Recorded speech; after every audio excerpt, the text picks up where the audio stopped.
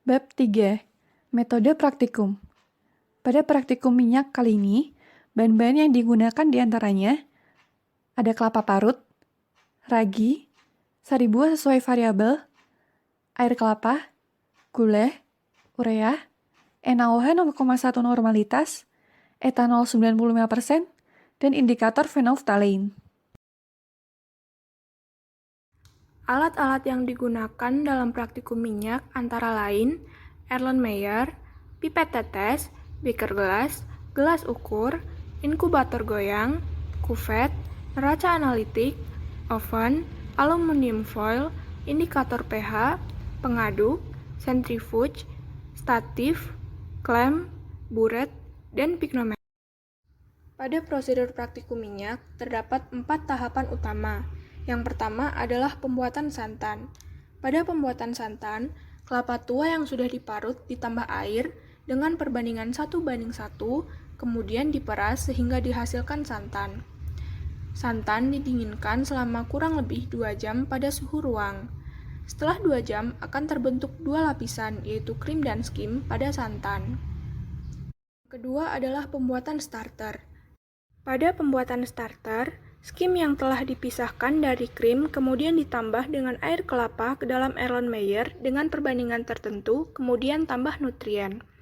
Aduk campuran hingga homogen dan sterilisasi dalam oven selama 15 menit.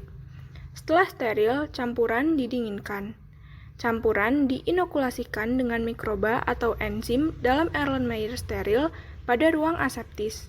Kemudian, campuran ditutup dengan aluminium foil, diinkubasi dalam inkubator goyang pada suhu kamar selama waktu yang ditentukan. Yang ketiga adalah fermentasi santan. Pada fermentasi santan, krim santan sebanyak volume tertentu dicampur dengan starter sesuai variabel ke dalam Erlenmeyer pada ruang aseptis. Campuran diatur pH-nya menggunakan asam asetat dan ditutup dengan aluminium foil. Campuran diukur densitasnya menggunakan piknometer. Kemudian, campuran diinkubasikan selama waktu tertentu. Selanjutnya, analisis hasil minyak kelapa. Yang pertama, menghitung volume minyak kelapa yang didapat, yaitu dengan cara campuran hasil fermentasi nantinya akan terlihat menjadi 3 lapisan. Campuran tersebut dituangkan ke dalam kuvet untuk disentrifugasi pada 3500 rpm selama 25 menit. Lalu, minyak kelapa dapat diambil dari kuvet dan diukur volumenya. Yang kedua, uji secara organoleptik menggunakan indera penciuman yang dilakukan oleh minimal 3 orang, yaitu dengan cara minyak kelapa dituangkan ke dalam beaker glass dan diuji pada jarak kira-kira 5 cm dari hidung.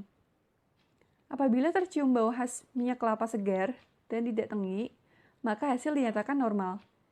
Jika tercium bau asing, maka hasil dinyatakan tidak normal.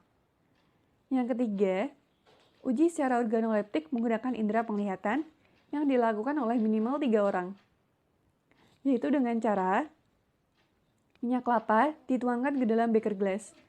Apabila tidak terlihat warna lain atau kuning pucat, maka hasil dinyatakan normal.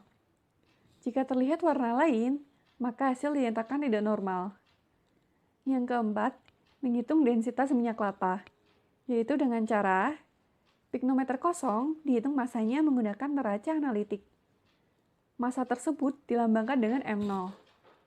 Lalu, minyak kelapa dengan volume yang sudah diketahui dimasukkan ke dalam piknometer. Volume tersebut dilambangkan dengan V. Lalu, piknometer yang berisi minyak kelapa kemudian dihitung massanya. Massa tersebut dilambangkan dengan M1. Setelah itu, menghitung densitas minyak kelapa dengan rumus Rho sama dengan M1 min M0 dibagi V. Apabila sudah, dilanjutkan dengan menghitung kadar asam lemak bebas. Terlebih dahulu, membuat larutan standar NaOH 0,1 normalitas. Lalu, menimbang 30 gram minyak kelapa ke dalam Erlenmeyer 250 ml. Lalu, tambahkan 50 ml etanol 95% dan tambahkan 3 tetes indikator PP. Setelah itu, diliterasi dengan larutan standar NaOH 0,1 normalitas. Selanjutnya, dapat dihitung kadar asam lemak bebas dengan rumus V dikali N dikali 200 dibagi M dikali 10, di mana V adalah volume NaOH yang diperlukan dalam penitaran.